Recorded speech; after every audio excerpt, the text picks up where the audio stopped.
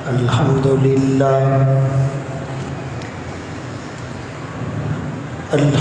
لله وكفى والصلاة والسلام على من لا نبي بعده أما بعد فأعوذ بالله من الشيطان الرجيم بسم الله الرحمن الرحيم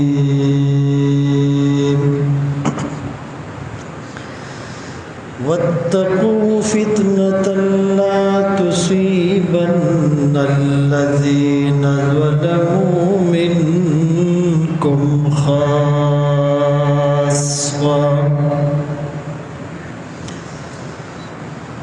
وقال النبي صلى الله عليه وسلم لا يؤمن أحدكم حتى يكون هواه تبعا لما جئت به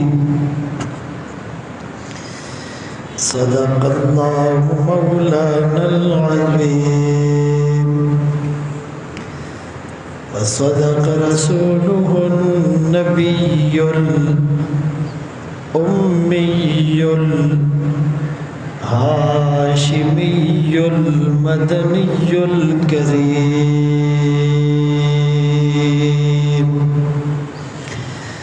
ونحن على ذلك لمن الشاهدين والشاكرين والحمد لله رب العالمين.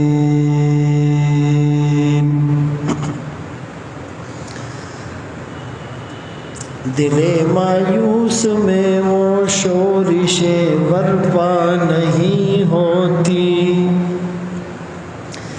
امیدیں اس قدر ٹوٹی کہ اب پیدا نہیں ہوتی، ہوا ہو اس قدر افسردہ رنگ باغ ہستی سے، ہوائیں فصل گل کی بھی نشاط افزا نہیں ہوتی. واجب الاحترام عزیزان گرامی، آپ کے سامنے قرآن کریم فرقان مجید کی ایک آیت کا ایک حصہ تلاوت کیا، اور سرکار دو عالم تاجدار مدینہ محمد مصطفیٰ احمد مجتبی صلی اللہ علیہ وآلہ وسلم کی حدیث مبارکہ پیش کی. اس آیت میں یہ فرمایا گیا کہ ڈرو، بچو اس فتنے سے جو تم میں سے ایک مخصوص طبقے کو اپنی لپیٹ میں نہیں لے گا، بلکہ اس کی زد میں بہت سے لوگ آ جائیں گے. کچھ احادیث میں یوں اشارہ فرمایا کہ پورے عرب کو وہ اپنے حصار میں لے لے گا. کیا عرب، کیا عجم، کیا مشرق، کیا مغرب، کیا عوام، کیا خواص، کیا دیندار، کیا دنیا دار، اس کی لپیٹوں سے اور اس کے شعلوں سے بہت کم لوگ بچ پائیں گے. اور رسول اللہ صلی اللہ علیہ وسلم نے ایک گھر کی چھت پر کھڑے ہو کر یوں فرمایا کہ جیسے یہ بارش برس رہی ہے، ہر گھر میں اس کی بوندیں پڑ رہی ہے، اسی طرح فتنے ہر گھر کے اندر اتریں گے. کوقع المطر، آپ نے اس کو بارش کی بوندوں سے اور بارش کے قطروں سے آپ نے تشبیہ دی۔ اب میرے محترم دوستو، بھائیو، بزرگوں، فتنے کے لغوی معنی کیا ہے؟ فتنہ آزمائش کو کہتے ہیں، پرکھنے کو کہتے ہیں، جانچنے کو کہتے ہیں، ٹیسٹ کرنے کو کہتے ہیں۔ سونے کو جب آگ پر تپایا جائے تو اس کے کھرے اور کھوٹے کا پتہ چلتا ہے، کچرا الگ ہو جاتا ہے، سونا باقی رہ جاتا ہے۔ اصل معنی فتنے کے یہ ہے۔ تو آزمائشوں کے ذریعے سے حق اور باطل کا، کھرے اور کھوٹے کا، صحیح اور غلط کا، اپنے اور پرائے کا پتہ چل جاتا ہے۔ اسی لیے آپ نے آزمائش اور فتنوں کی گھڑی میں قرآن کریم سے تعلق اور وابستگی اختیار کرنے کا حکم دیا ہے کہ جس کے ہاتھ میں قرآن کی رسی ہوگی وہ تو بچ پائے گا، اور جس کا تعلق قرآن سے کمزور ہوگا وہ فتنوں میں مبتلا ہو جائے گا۔ اب فتنے دو قسم کے ہیں، ایک ہیں عملی فتنے، لوگوں کو بے دین بنانا، لوگوں کو گمراہی کے اندر مبتلا کرنا۔ شراب عام ہو گئی، زنا کے اڈے کھل گئے، رشوت کا بازار گرم ہے، سود کا لین دین نام بدل بدل کر لوگ کر رہے ہیں، رسومات اور خرافات میں مبتلا ہو گئے، شرک ہو رہا ہے، بدامنی ہے، لسانیت، قومیت، سیاست، تعصب، مختلف گروہوں کے اندر امت کو تقسیم کر دیا گیا ہے۔ یہ عملی فتنے ہیں۔ اس سے بچاؤ کے لیے مدارس اپنا کام کر رہے ہیں، اس سے بچاؤ کے لیے تبلیغی جماعت بہت بڑا کام کر رہی ہے، اس سے بچاؤ کے لیے خانقاہوں کے اندر لوگوں کی تربیت اور تزکیہ ہو رہا ہے۔ لیکن دوسری جو قسم ہے علمی فتنے، اس کے سدباب کے لیے اب تک کوئی مؤثر کام نہیں ہو چکا۔ علمی فتنے کیا ہے کہ قرآن کریم کی نئی تعبیرات، بھائی قرآن کریم کے الفاظ میں تو یہ تبدیلی کر نہیں سکتے، تحریف کر نہیں سکتے، اس لیے کہ اس کی حفاظت کا ذمہ اللہ نے لے لیا۔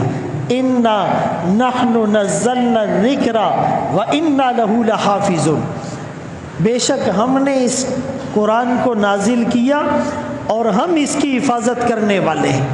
کوئی زبر زیر میں بھی غلطی کرتا ہے یا پرنٹنگ میں غلطی سے کوئی زبر زیر اوپر نیچے ہو جاتا ہے یا کوئی قرآن کی آیت غلط پڑھتا ہے، ایک بچہ بھی اس کو ٹوک دیتا ہے، یہاں زبر ہے زیر نہیں، آپ نے یہ آیت چھوڑ دی، آپ نے اس آیت کو پورا نہیں پڑھا، آپ نے یہاں پر مد نہیں کیا، آپ نے یہاں پر غنہ نہیں کیا، آپ نے جمع کی جگہ مفرد کا صیغہ استعمال کیا۔ قرآن کے ظاہری حروف میں تبدیلی نہیں ہو سکتی۔ انہوں نے بہت کوششیں کی لیکن الحمدللہ اس میں کامیاب نہیں ہوئے، تو انہوں نے کہا کہ قرآن کے ظاہری حروف میں ہم تبدیلی نہیں کر سکتے، معانی کے اندر تبدیلی کر دیں، اپنی تشریح، اپنی تعبیر، اپنی فہم کے مطابق ہم لوگوں کو بتائیں گے، اور اس کے لیے نام نہاد مذہبی اسکالر، موٹیویشنل اسپیکر اور تجزیہ نگار، دانشور، مفکر، اس طرح کے لوگوں کو تیار کیا گیا۔ وہ لوگوں کو قرآن کریم کی اپنی طرف سے تعبیرات اور تشریحات پیش کر رہے ہیں۔ یہ ہیں علمی فتنے۔ ان علمی فتنوں کے مقابلے کے لیے بہت منظم انداز سے کام کرنے کی ضرورت ہے۔ 1999 میں 99 میں ایک یہودی نے آرٹیکل لکھا تھا کہ مسلمانوں کو شکست دینے کے لیے اب تمہیں جنگوں کی ضرورت نہیں پڑے گی، مسلمانوں میں 2 چیزیں داخل کر دو، مسلمان خود بخود شکست تسلیم کر لے گا۔ آپس کے اختلافات میں، آپس کے مسائل میں وہ اتنا مستغرق ہو جائے گا کہ اس کو باطل اور کفر کی سازشوں کا پتہ ہی نہیں چلے گا۔ ایک، شبہات ان کے اندر داخل کرو، اور دوسرا، شہوات ان کے اندر داخل کرو۔ شبہات کیا ہیں؟ کہ بھائی یہ زکوٰۃ جو تم دیتے ہو یہ تو تم نے اپنی محنت سے کمایا ہے، یہ تو تمہارے خون پسینے کی کمائی ہے، تم اگر زکوٰۃ دو گے تو کل کو تمہارے بچے بھوکے رہ جائیں گے، اسی لیے زکوٰۃ دینے کی ضرورت نہیں، میرا مال میری مرضی۔ جیسے نعرہ لگا تھا میرا جسم میری مرضی، میں بال کیسے رکھوں، میں داڑھی رکھوں یا نہ رکھوں، میں پینٹ شرٹ پہنوں یا جبہ پہنوں، عورت کہتی تھی میں دوپٹہ اوڑھوں یا نہ اوڑھوں، میں گریبان کھلا رکھوں یا بند رکھوں، میں جیسا بھی لباس پہنوں، میرا جسم میری مرضی، میں حلال کھاؤں یا حرام کھاؤں، میں نماز پڑھوں یا نہ پڑھوں، میں شوہر کی خدمت کروں یا نہ کروں۔ اسی طرح میرا مال میری مرضی، میں حلال کماؤں یا حرام، میں رشوت لوں یا سود لوں۔ کہتے جی جھوٹ کے بغیر کاروبار نہیں ہوتا، رشوت کے بغیر نظام نہیں چلتا، سود کے بغیر جو ہے وہ ہمارا گزارا نہیں ہوتا، تو میرا مال میری مرضی۔ یہ شبہات پیدا کیے۔ کہا جی قربانی سے کیا ہوتا ہے؟ لاکھوں جانور جب آپ ذبح کرو گے جانور کم ہو جائیں گے، پھر اس کا خون بہے گا، بیماریاں پھیلے گی، پھر اس کی علائشیں پڑی ہوگی، بدبو پھیلے گی، پھر زیادہ گوشت کھاؤ گے تو LFT بڑھ جائے گا، ہیپاٹائٹس ہو جائے گا۔ اسی لیے قربانی کے بجائے تم ویسے کسی غریب کی مدد کر لو۔ پھر انہوں نے کہا کہ جی نماز سے کیا ہوتا ہے؟ یہ تو میرا اور میرے رب کا معاملہ ہے۔ ایک صاحب کہنے لگے کہ میں جب مسجد پہنچتا ہوں اور مجھے لگتا ہے کہ استنجا اور وضو کروں گا تو جماعت نکل جائے گی، تو میں ڈائریکٹ نماز میں شامل ہو جاتا ہوں کہ میرا اللہ مجھے دیکھ رہا ہے، وہ قبول کرے گا۔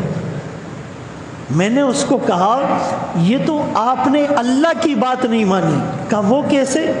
میں نے کہا جس اللہ کے لیے نماز پڑھتے ہو اسی اللہ کا حکم ہے کہ جب تک وضو نہیں کر لو مسجد میں نہیں آنا، نماز نہیں پڑھنا۔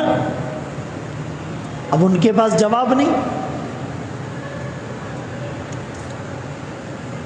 پھر کہتے جی کہ ہم 2 نمازوں کو ایک وقت میں بغیر مجبوری کے جمع کر لیں، وہ قبول کرنے والا ہے۔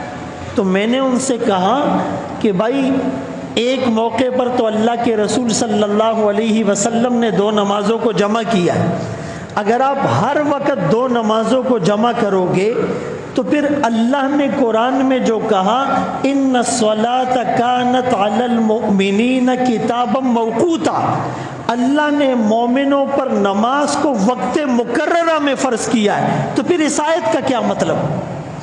جبرائیل امین جو آئے ایک دن 5 نمازوں کو اول وقت میں پڑھا، دوسرے دن 5 نمازوں کو آخر وقت میں پڑھا، اور فرمایا اس کا جو درمیانی وقت ہے یہ ہر نماز کا وقت ہے۔ پھر اتنی بریفنگ کی اور اتنی پریزنٹیشن کی کیا ضرورت تھی؟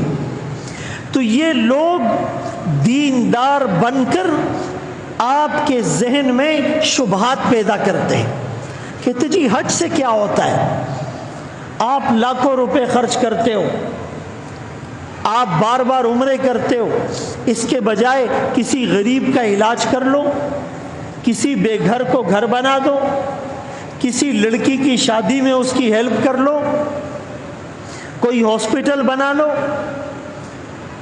حالانکہ ان کو یہ پتہ نہیں کہ حج کا جو مقصد ہے، حج میں جو روحانیت ہے، حج میں جو فلسفہ ہے کہ یہ لوگ جان مال کی قربانی دے کر جائیں، سفر کریں، اور وہاں بیت اللہ کو دیکھنے سے، فزیکلی دیکھنے سے جو نور آتا ہے وہ اسکرین پر دیکھنے سے نہیں آتا، حجر اسود کے بوسہ لینے سے جو فیلنگز آتی ہے وہ اسٹیکر پر چومنے سے نہیں آتی، اور وہاں جا کر زمزم کا پانی پی کر بیت اللہ پر جب نگاہیں جمی ہوئی ہوں، اس سے جو آپ کی کیفیت بنتی ہے وہ یہاں پانی پینے سے نہیں بنتی۔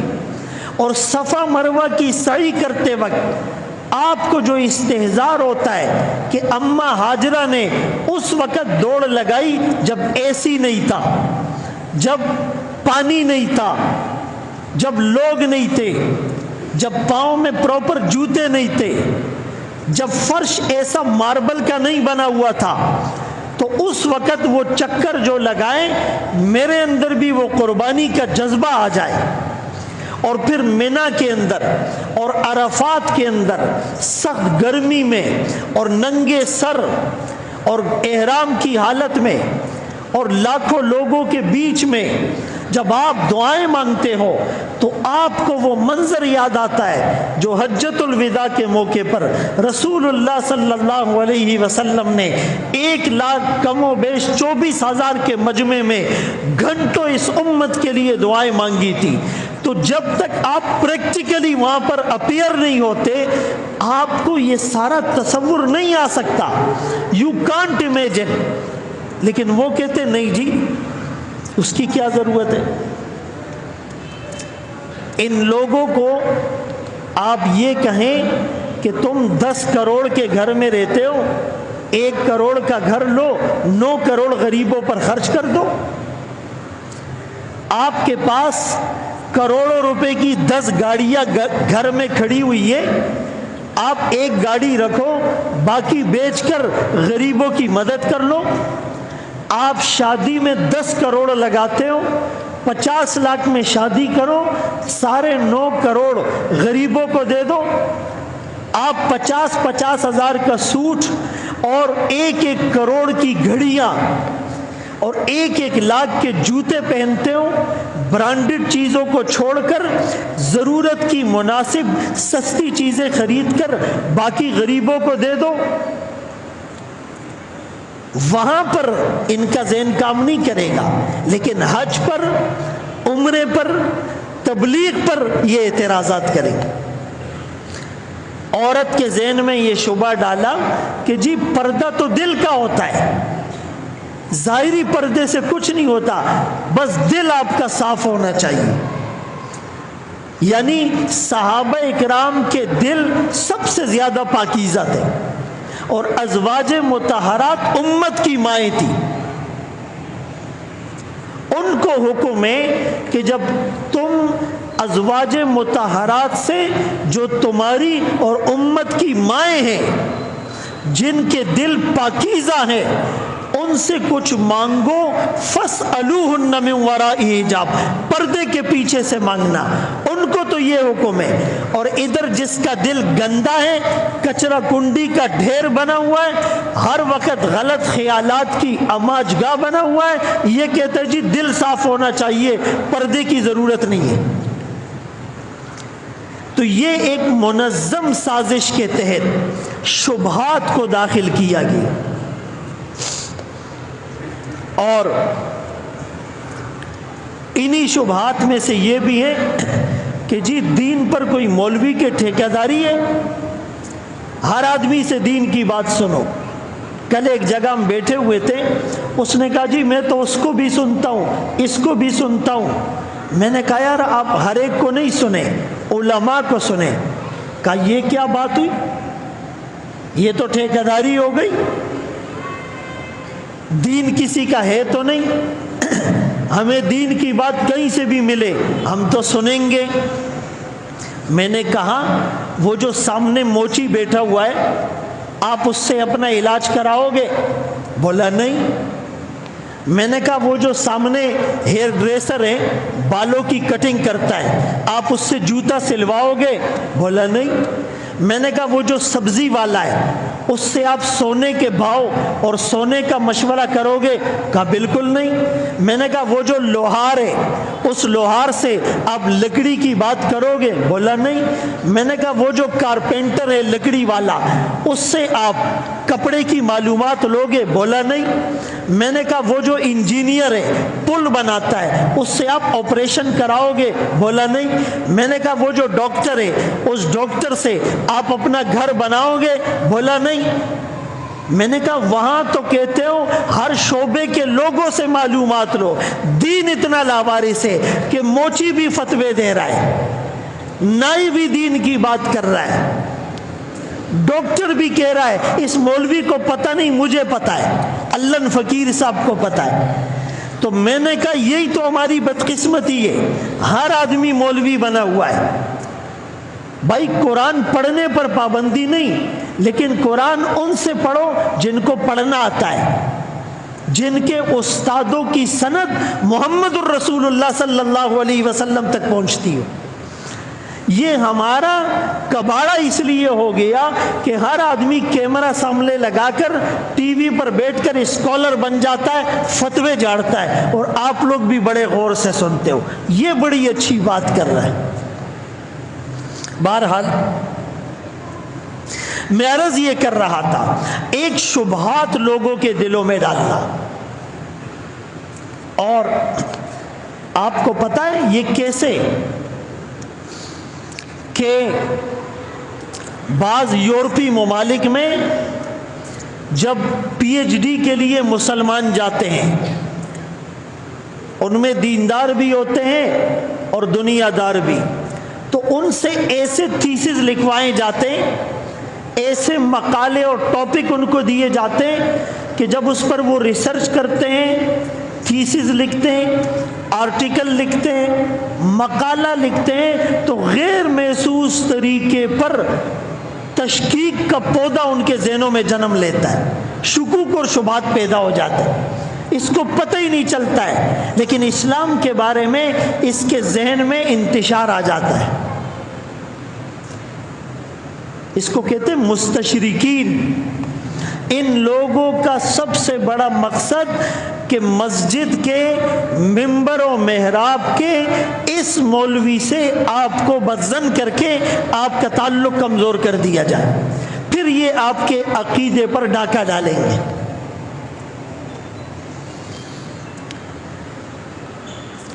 اور یہ بہت پہلے سے سازشیں ہو رہی ہیں۔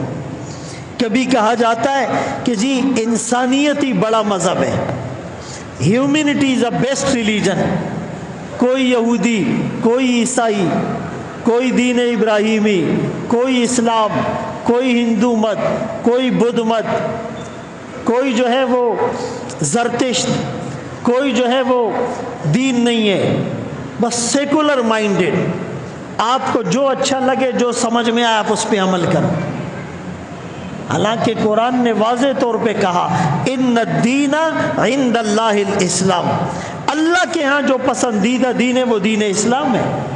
وَمَن يَبْتَغِي غَيْرَ الْإِسْلَامِ دِينًا، جو اسلام سے ہٹ کر کسی اور دین کو تلاش کرے گا، فَلَن يُقْبَلَ مِنْهُ، وہ قبول بھی نہیں ہوگا، وَهُوَ فِي الْآخِرَةِ مِنَ الْخَاسِرِينَ، اور وہ آخرت میں خسارہ اٹھانے والوں میں سے ہوں گے۔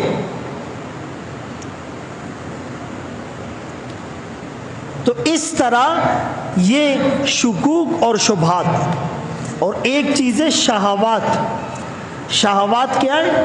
ان الذین یحبون ان تشیع الفاحشہ، وہ لوگ چاہتے ہیں کہ مسلمانوں میں بے حیائی پھیل جائے، اس کے لیے ڈرامہ، اس کے لیے فلم، اس کے لیے گانا، اس کے لیے میوزیکل کنسرٹ، اس کے لیے مختلف فنکشن، اس کے لیے مختلف ایونٹ، اس کے لیے مختلف نعرے، اس کے لیے فری سوسائٹی کا ماحول، اس کے لیے این جی اوز کی تنظیمیں، اس کے لیے ہیومن رائٹس کے علمبردار،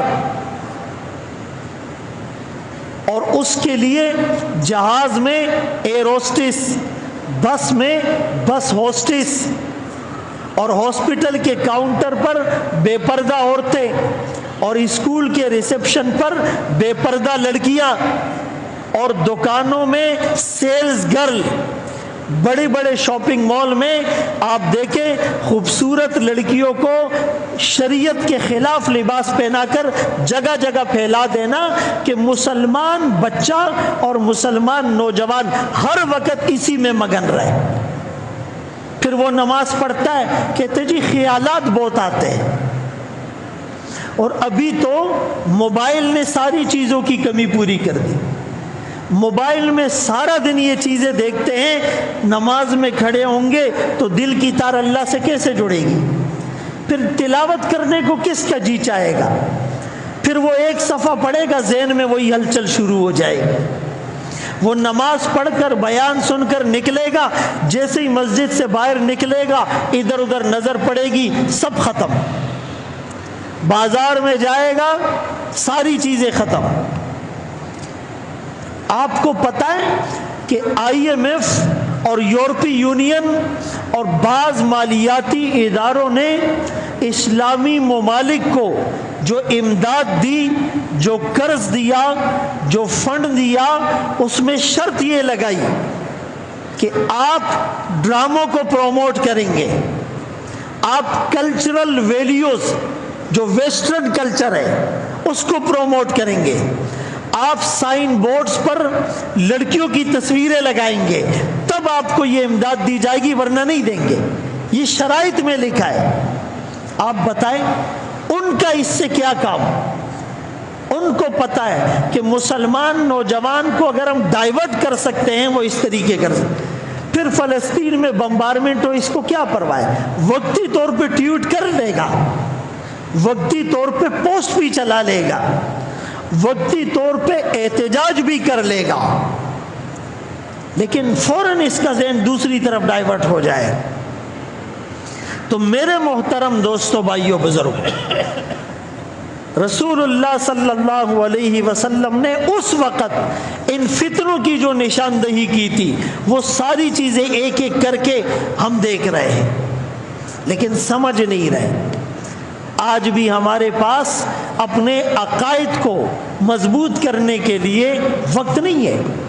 کتنے لوگ ایسے ہیں جن کو ختم نبوت کا پتہ ہے، کتنے لوگ ایسے ہیں جن کو الہاد کا پتہ ہے،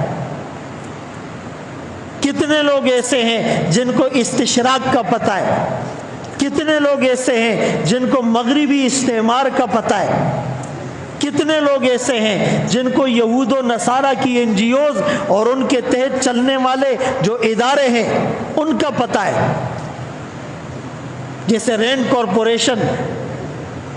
ان لوگوں نے کہا کہ مسلمانوں کی بھی قسمیں، ایک وہ مسلمان جو اسلام کو ایک نظام سمجھتا ہے، اسلام کو ایک دستور حیات سمجھتا ہے، وہ خلافت کو سمجھتا ہے، یہ ہمارا اصل دشمن ہے۔ وی مسٹ کریش، ہم نے ان کو ختم کرنا ہے۔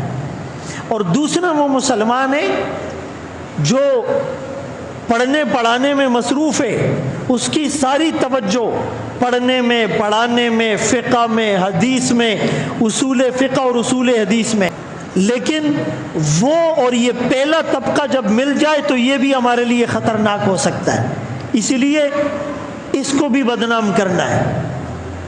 تیسرا وہ مسلمان ہے جو نماز بھی پڑھتا ہے، روزہ بھی رکھتا ہے، زکوٰۃ بھی دیتا ہے، حج بھی کرتا ہے، عمرے بھی کرتا ہے، تبلیغ میں بھی جاتا ہے، لیکن وہ اسی کو دین سمجھتا ہے۔ یہودیت کیا ہے، عیسائیت کیا ہے، قادیانی کیا کر رہا ہے، ہمیں اس کے مقابلے میں کیا کرنا ہے، اسلامی خلافت کیا ہے، خلافت راشدہ، ان چیزوں کا اس کو پتہ ہی نہیں، وہ اسی میں خوش ہے، بس کلمہ، نماز، روزہ، تسبیح۔ بولا ان کو اپنے کام کرنے دو، یہ ہمارے لیے رکاوٹ نہیں ہے، اس سے ہمیں کوئی نقصان نہیں ہے۔ اور جو چوتھا طبقہ ہے جو نماز روزہ بھی نہیں پڑھتا، جو شراب پیتا ہے، زنا کرتا ہے، وہ تو ہے ہی ہمارے۔ تو آج مسلمانوں کی اکثریت وہ دو طبقے ہیں جو یا تو دین سے بالکل دور ہے یا صرف نماز، روزہ، زکوٰۃ اسی پر خوش ہے۔ اسلام کے نظام کے لیے، خلافت راشدہ کے نظام کے لیے، یہود و نصارہ، قادیانیت اور الحاد کے خلاف بند باندھنے کے لیے جو میدان عمل میں اتر جائے، جو قربانی دے، وہ مسلمان بہت کم ہے۔ یہی وجہ ہے ہم کہتے جی 2 ارب مسلمان، 2 ارب کوئی مذاق نہیں ہے، 58 اسلامی ملک، 58 اسلامی ملک، OIC، عرب لیگ، لیکن کیا ہے؟ آپ کشمیر سے لے کر آپ فلسطین تک اور کوسوو اور بوسنیا تک آپ مسلمانوں کی حالت زار دیکھیں۔ میرے محترم دوستوں، بھائیوں، بزرگوں، یہ جو شکوک اور شبہات ہے، ایک ادارہ ہے، اس نے پاکستان اور دوسرے اسلامی ممالک کے نصاب پر ایک کمیٹی بنائی ہے، کہا کہ یہ جو پاکستان میں نصاب ہے نا، یہ ٹھیک نہیں ہے، ان کے اسلامیات میں پڑھایا جاتا ہے اسلامی دین حق ہے، کہا یہ تو یہودیت کے خلاف ہے، اس سے تو عیسائیت کی نفی ہو رہی ہے، ان کو یہ جملہ ہٹانا چاہیے، ان کو ایسا سبق دینا چاہیے کہ یہودیت بھی ٹھیک، عیسائیت بھی ٹھیک اور اسلام بھی ٹھیک۔ یہ جو یہ کہتے ہیں نا اسلامی حق دین ہے، اس جملے پر ہمیں اعتراض ہے، اس پر رپورٹ انہوں نے بھیجی اور کہا یہ جو معاشرتی علوم میں، سوشل سائنسز میں، اسلامک ہسٹری میں جو پڑھاتے، محمود غزنوی نے سومنات پر حملے کیے، محمد بن قاسم حجاز سے دیبل پہنچا، صلاح الدین ایوبی نے صلیبیوں کو شکست دی، طارق بن زیاد نے اندلس کے ساحل پر کشتیاں جلا ڈالی، یہ جو ان کے واقعات ہیں نا، اس کو کتابوں سے نکالا جائے۔ یہ تو اسلامی آئیڈینٹی کو پروموٹ کر رہے ہیں، اس سے تو مسلمانوں کے اندر بیداری کی لہر آ رہی ہے، جذبہ جہاد پروان چڑھ رہا ہے، ان کو بھی ختم کیا جائے۔ اس کی جگہ غیر مسلم جو سوشل ورکر ہے ان کو ہیروز بنا کر پیش کیا جائے۔ یہ ان کی سفارشات آتی ہیں۔ یہ تو ہم اللہ کا شکر ادا کریں، یہ جو تھوڑے بہت علماء اسمبلیوں تک پہنچتے ہیں اور وہ ان کی سازشوں اور شرارتوں سے عوام کو آگاہ کرتے ہیں، پھر عوام اس کے خلاف احتجاج کرتی ہے تو یہ تھوڑے سے پیچھے ہو جاتے ہیں۔ میرے محترم دوستوں، بھائیوں، بزرگوں، ابھی ایک اسکول میں فلسطین کے اوپر اظہار یکجہتی کا ایک پروگرام تھا، ان بچوں کو پابند بنایا گیا ہے کہ تم نے اسرائیلی مصنوعات اور پروڈکٹس کے خلاف بات نہیں کرنی، ہمارے لیے مسائل کھڑے نہ ہو جائیں۔ آپ اپنے بچوں کو اعلیٰ تعلیم کے نام پر ادھر ادھر بیچتے، ادھر سے ڈگری لے لے، ادھر سے ڈگری لے لے، بڑا اللہ فقیر بن جائے گا لیکن مسلمان نہیں رہے گا، نام کا مسلمان رہے گا، عقیدے کا اس کو پتہ نہیں ہوگا۔ یہ تو عقیدے کی جنگ ہے، فکر اور فلسفہ کی جنگ ہے۔ یہ تو عقائد کی جنگ ہے۔